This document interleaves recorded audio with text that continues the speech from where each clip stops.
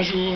Maître, s'il faut le signaler, vous êtes cadre à l'Union pour la démocratie et le progrès social, le parti cher à Étienne Tshisekedi.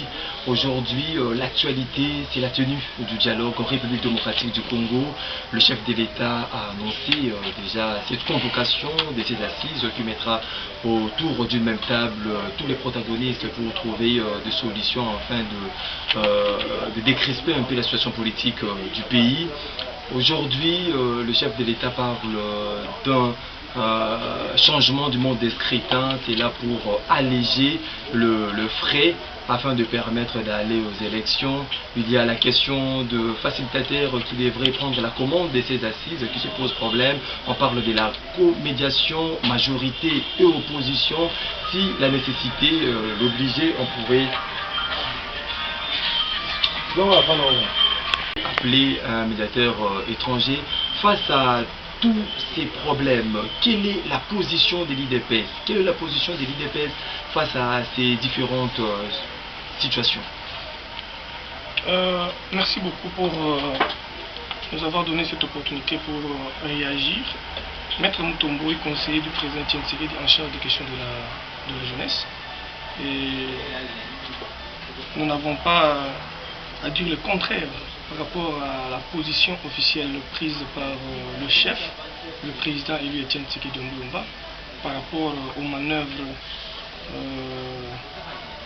de M. Kabila, tentant encore une énième fois de dribbler les Congolais en cherchant à contrôler à tout bout de champ le dialogue politique exigé par la résolution 2098, 2241 et 2011 des Nations Unies, ainsi que l'accord global inclusif d'Addis Abeba, qui est venu appuyer par toutes ces résolutions la tenue d'un dialogue politique dans notre pays. Si vous prenez le point 4 et dans le point 14 et tous ces annulaires de l'accord cadre d'Addis Abeba, vous verrez précisément, c'est expressis verbis indiqué que c'est le représentant du secrétaire général des Nations Unies qui devrait venir d'abord encourager le dialogue et prendre toutes les mesures pour que ce dialogue-là puisse se tenir. Quand vous prenez l'esprit et la lettre de l'accord cadre d'Addis Abeba, c'est considéré que M. Kabila n'avait pas gagné les élections. Et c'est lui-même le problème.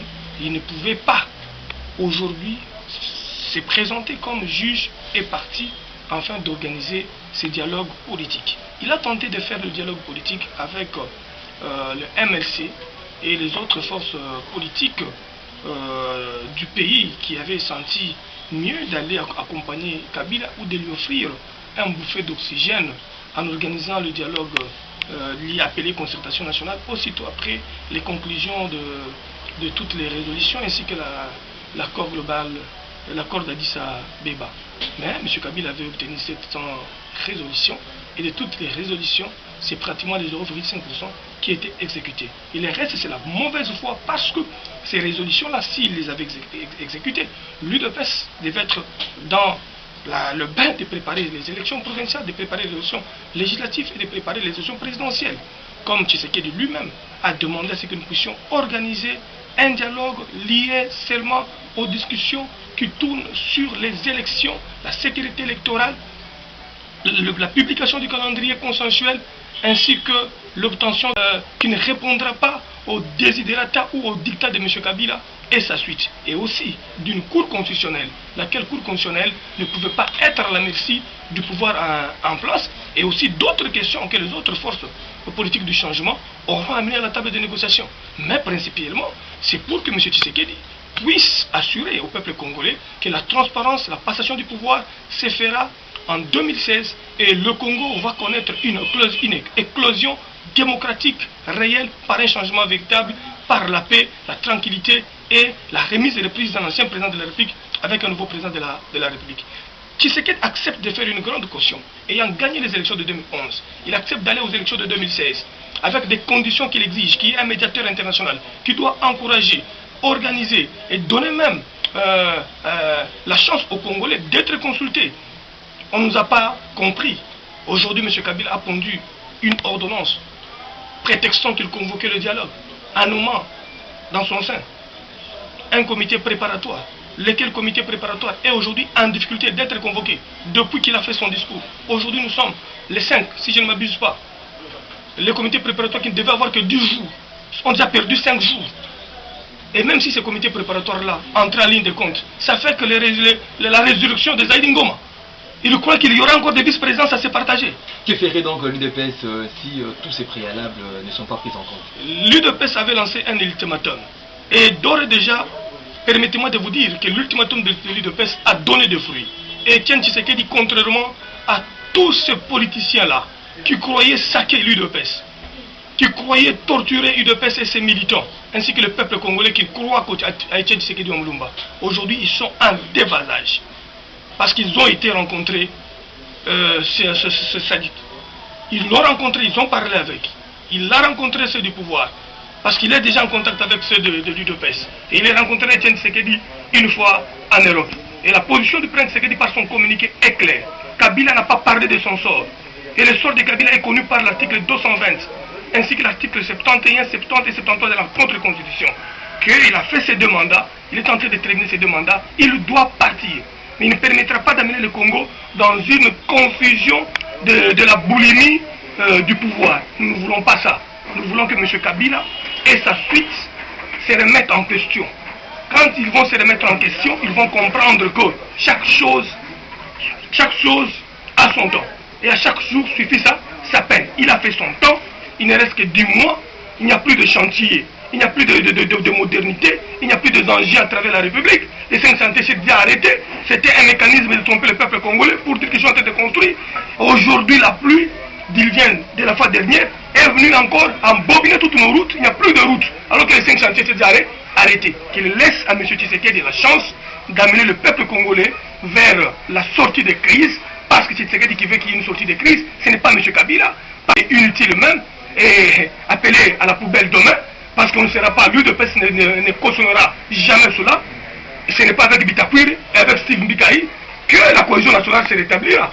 Mais la cohésion nationale peut se rétablir avec celui qui a gagné les élections de 2011. Vous me comprenez très bien, je pense.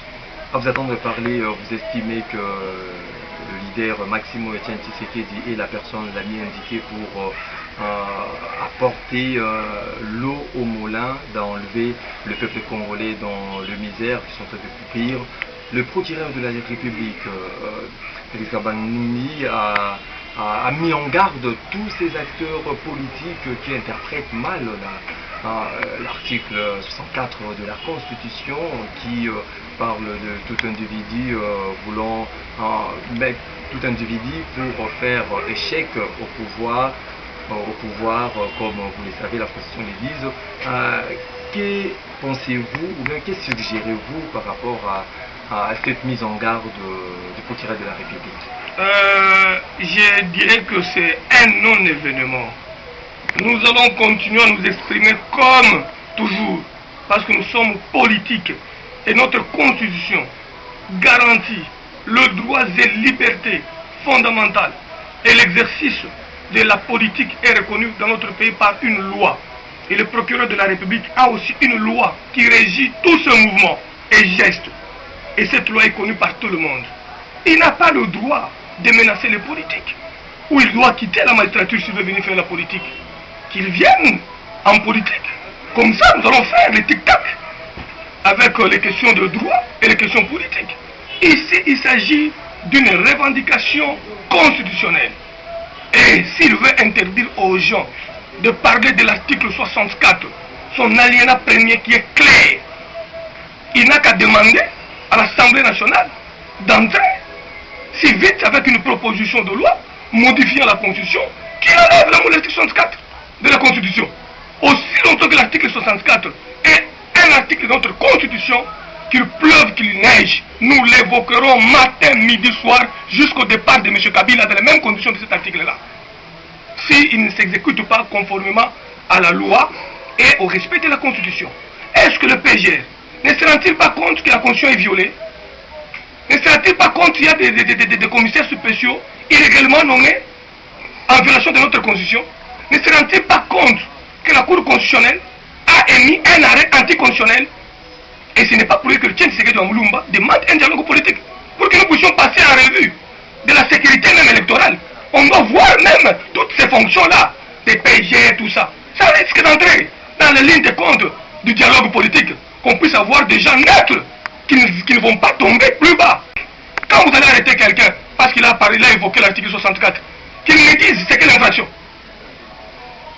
Incitation à la haine, moi j'évoque l'article de ma constitution qui dit que quand quelqu'un viole la constitution ou exerce le pouvoir en violation de la constitution me donne le pouvoir de le faire échec.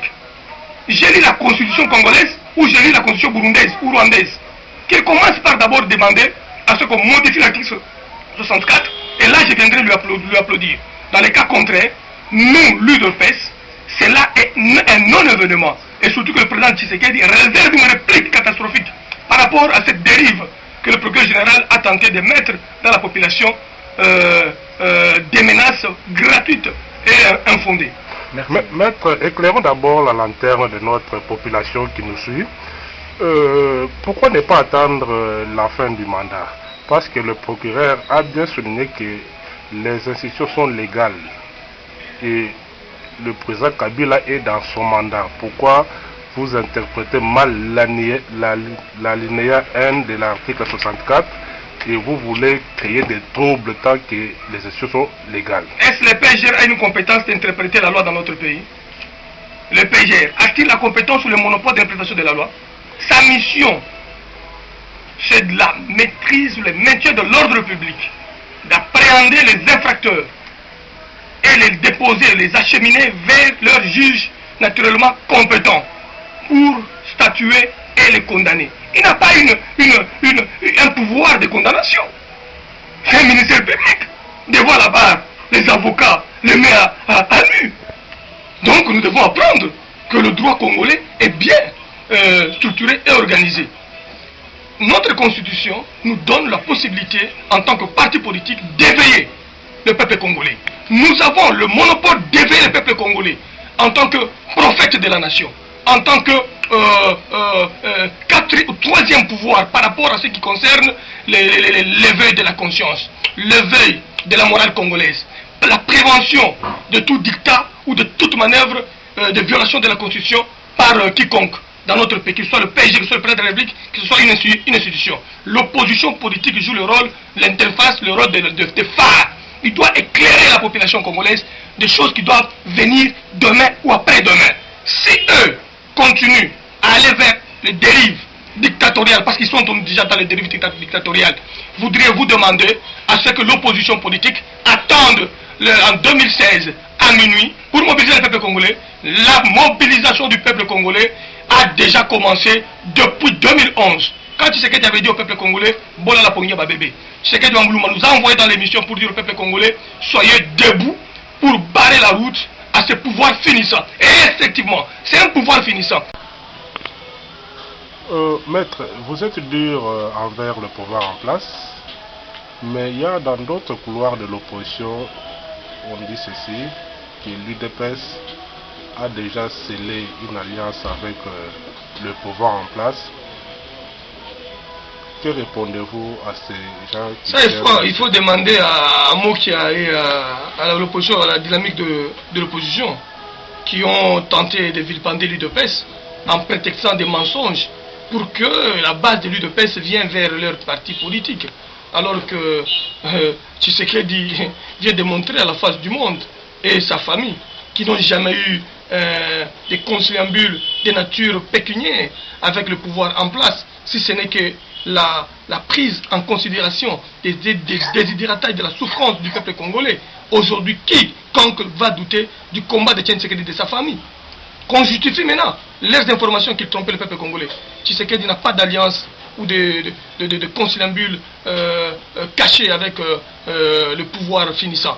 Alors que Tshisekedi veut seulement voir le peuple congolais récupérer son pouvoir en récupérant toutes les armes qui étaient chez Rouberois, toutes les armes qui étaient chez Jean-Pierre Memba, toutes les armes qui étaient chez Mboussa Nyamoussi, toutes les armes qui étaient chez Rouberois, qui sont aujourd'hui gardées par un seul individu, M. Kabila. Le pouvoir, M. Kabila, doit aller remettre ces armes-là au dialogue. Voilà la méthode de Tshisekedi. C'est cette méthode-là que Tshisekedi avait récupéré toutes les armes qui gardaient ses protagonistes avec les déchirements de la République. C'était retiré et regré à San City. Malheureusement, à San City, on devait retourner à Bonessia à un autre candidat valable. Mais on l'avait remis à quelqu'un qu'on croyait faire mieux. Voilà là où il a mis la République après 2 mandats de tricherie.